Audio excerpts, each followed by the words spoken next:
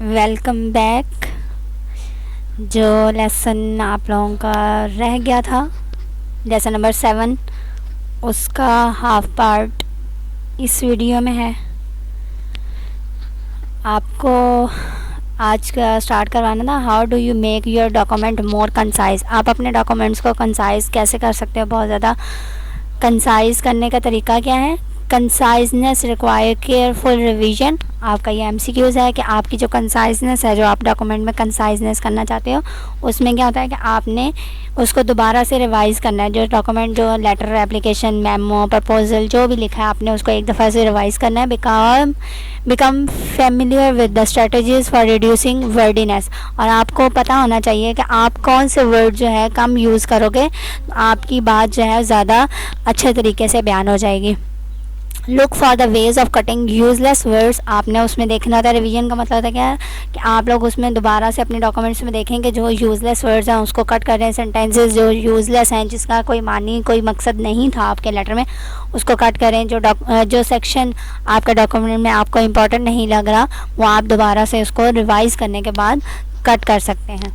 What is coherence. आपने coherence जो है, इसकी एग्जांपल आप इस तरह ले लें कि आपके जो झूले हैं उसको आप एक साइड से वो लगी होती है, चेन्स लगी हुई दोनों तरफ, ठीक है ना। अगर तो कहीं किसी एक साइड से भी कोई एक ज़रा सी चेन भी टूट जाती है ना, तो उसका जो बैलेंस है झूले का वो टूट जाता है। तो वही चीज़ यहाँ पे आपके डॉक्यूमेंट्स या आपके जो कहते होते हैं कि लेटर, एप्लीकेशन जो भी लिख रहे हैं, उसमें आपका कोहेरेंट होना बहुत ज़्यादा ज़रूरी है। अगर ज़रा सा आप लोग इधर उधर होते हैं तो आपका बैलेंस जो है वो टूट जाएगा और आपका डॉक्यूमेंट्स पे उसका असर पड़ेगा। Coherence is the quality of hanging together. आपने ये क्वालिटी क्या है, एक दूसरे को जोड़ने का काम करती है आपका ये कोहेरेंस। जब आप एक पाथ पे, एक चीज़ पे जुड़े रहोगे तो आपकी बात आगे से जुड़ती रहेगी। इसकी एग्जांपल बहुत अच्छी है, जैसे झूले के मैंने दिए, इससे ज़्यादा और अच्छी एग्जांपल नहीं मिलेगी। अच्छा जी, writers promote coherence by making their material logically and stylistically consistent and by organising and expressing their ideas in a specific pattern. अब जो राइटर्स होते हैं वो क्या करते थे कि लॉजिकली और स्टाइलिस्टिकली अपने डॉक्यूमेंट्स को लिखते हैं। अब राइटर्स कौन से हैं, एक तो वो होते हैं जो आम हम जैसे लोग होते हैं, जो स्टूडेंट्स होते हैं, वो भी राइट ही करते हैं, लेकिन वो राइट क्या कहते हैं, एक पेपर राइट करते हैं। पीछे बहुत डिटेल से बात हो चुकी है, मेरे ख्याल से 5th या 4th लेसन था, अब मुझे याद नहीं है, उसमें बात हुई थी कि राइटर्स दो किस्म के होते हैं। एक तो हम लोग रट्टा लगा के जो चीज़ लिख देंगे, स्टूडेंट्स एज अ स्टूडेंट जब हम लोग लिखते हैं, और एक जो है उन्होंने अपनी एबिलिटी से, वो जो राइटर्स, बुक राइटर्स होते हैं, उन्होंने अपनी जो थॉट्स होती हैं उनको लिखना होता है। तो उन्होंने क्या करना होता है, जो राइटर्स अपनी थॉट्स को बयान करते हैं, उन्होंने बहुत अच्छे तरीके से कम अल्फाज में अपनी सारी बात को बयान करना होता है। नेक्स्ट है, coherence is specially valued in technical communication and writing. हमारी जो कोहेरेंस है वो बहुत ज़्यादा मानी रखती है टेक्निकल कम्युनिकेशन में और राइटिंग में, because of inherent complicity of the subjects. Next है, at the level of the whole document coherence helps to provide the larger picture in which the connections among the parts of the document are made clear by the writer. वही चीज़ बार बार है कि आपकी coherence जो है वो क्या करती है, राइटर को एक ही पैटर्न पे चलने पर मजबूर करती है कि जो चीज़ लिखी हुई है उससे आप लोग आगे पीछे नहीं हुए। आप जो बात फर्स्ट पॉइंट से स्टार्ट की थी, वही बात आप लास्ट पॉइंट पे एंड कर रहे हो। आपने इधर उधर की कोई भी, वो कहते हैं ना, चवली जो होती, चवल नहीं मारी। एब्स्ट्रैक्ट्स, क्लियर टाइटल्स, इंट्रोडक्शंस, हाँ जी इंट्रोडक्शंस ही हैं, and problem statements all promote coherence by linking various parts of piece of writing. ये था आपका कोहेरेंस के बारे में। नेक्स्ट है पैराग्राफ डेवलपमेंट। आपने पैराग्राफ को डेवलप कैसे करना है, strategies to develop coherent paragraph. बात हो रही थी ऊपर कोहेरेंट रहने की, कि आपने अपनी बातों को, अपना एक पैराग्राफ लिखा, उसको दूसरे पैराग्राफ से जोड़ना है, कोहेरेंट करना है। वो कैसे करना है वो देख लें। The paragraph is one of the most powerful instrument of the coherence. ये आपका एमसीक्यूज़ है कि कौन सी चीज़ है इंस्ट्रूमेंट कोहेरेंस का, पैराग्राफ है। बाय ऑर्गेनाइजिंग मटेरियल इनटू आप topic sentence and supporting sentence. Paragraphs pull together material and emphasize various forms of conceptual documents.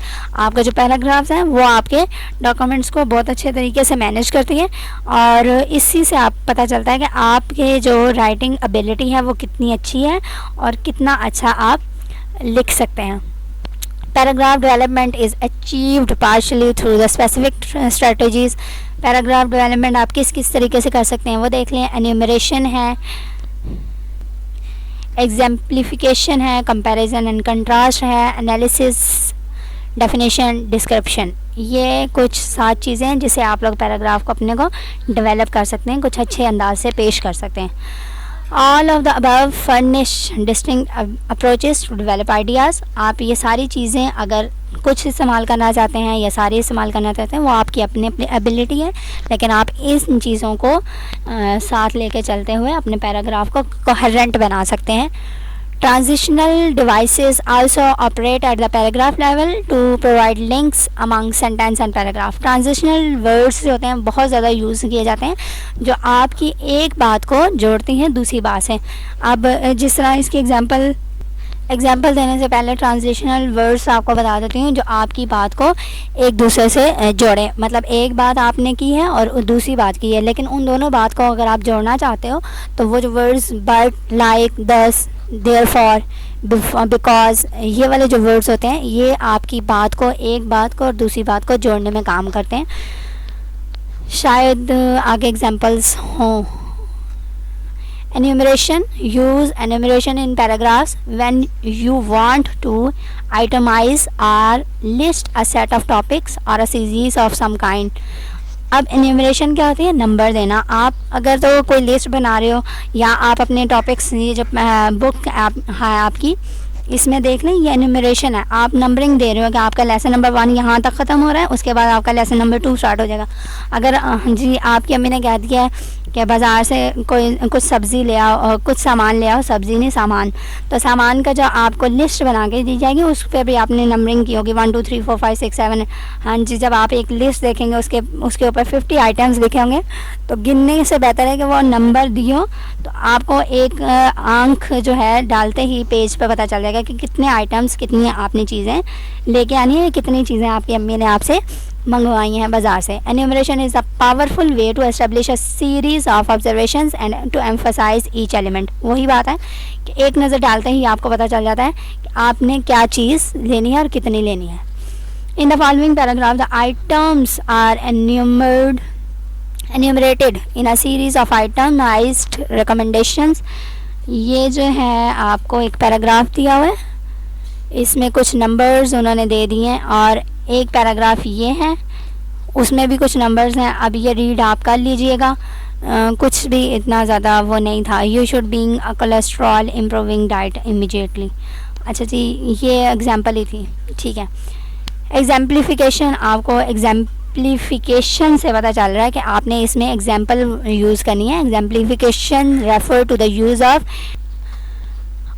anecdotes or examples to bolster your argument or whatever you are writing about. anecdote का मतलब होता है वाक़या. Example है तो example से आपने किसी वाक़या का, किसी का रेफरेंस देना है किसी बात का कि हाँ जी जो बात मैं कर रहा हूँ वो इस रेफरेंस से कर रहा हूँ, या कोई एग्जाम्पल आपने देनी है तो दोनों बात एक ही हो जाएंगी.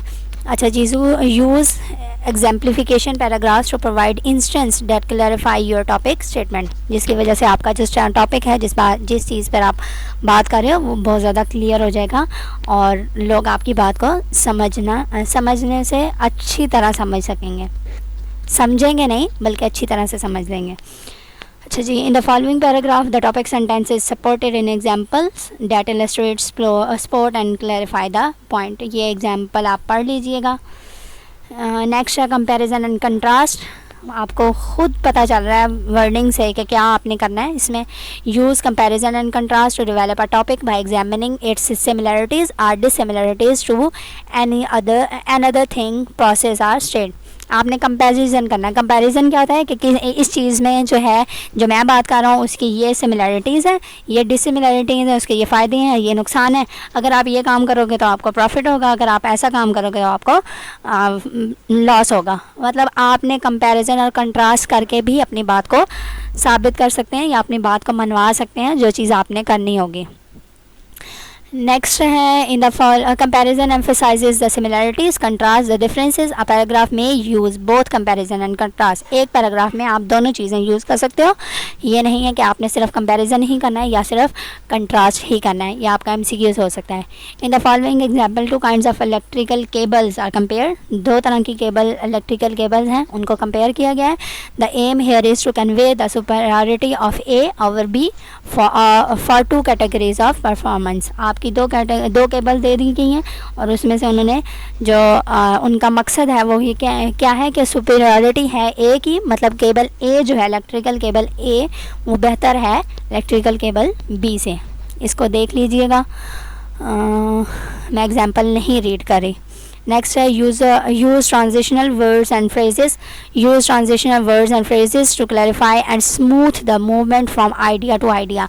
आपकी जो बात है वो स्मूथनेस उसमें लेके आता है।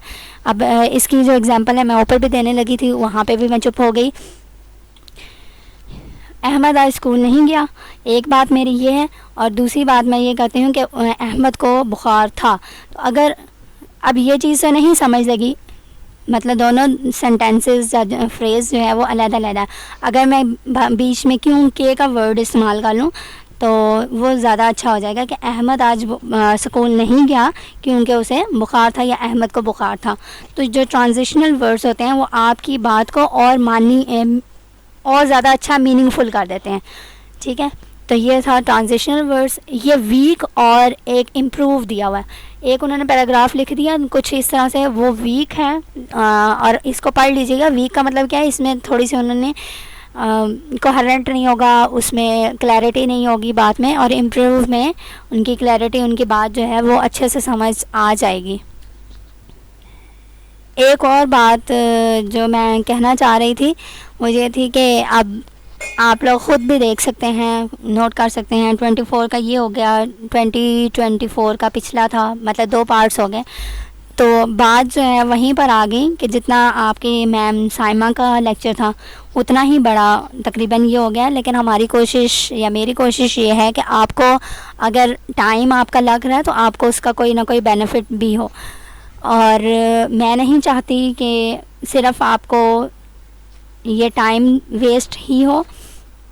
इसीलिए लेक्चर्स लेट हो जाते हैं, क्योंकि मेरा अपना जो है, मुझे कोशिश होती है कि मैं कम से कम करूं, टाइम आपका कम से कम लूं।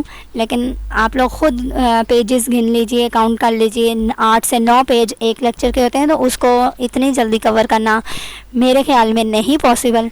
और अगर तो इतना ज़्यादा टाइम आप लोग नहीं दे सकते या मैं आपका टाइम ज़ाया कर रही हूँ, तो फिर वही मैं सोच के लेक्चर्स डिले कर देती हूँ। लेक्चर जो है बनाने में पहले ख़ुद का बनाती रहती हूँ, खैर है इतना टाइम लग गया ये वो, लेकिन बस अब क्या कर सकते हैं। इकोनॉमिक्स के लेक्चर्स भी डिलीवर हुए हैं, उसमें इतना टाइम नहीं लगा क्योंकि 2 से 3 पेज होते थे। आगे अब आप लोगों की राय, क्योंकि आप लोग तो कोई कमेंट करते नहीं हैं, ना मुझे ये पता चल रहा है कि आपको अच्छे लग रहे हैं, ना मुझे ये पता लग रहा है कि जो मैं सोच रही हूँ वही आप लोग सोच रहे हैं कि ये यहाँ भी लेक्चर्स बहुत लेंथी हैं। अल्लाह हाफिज़, थैंक यू।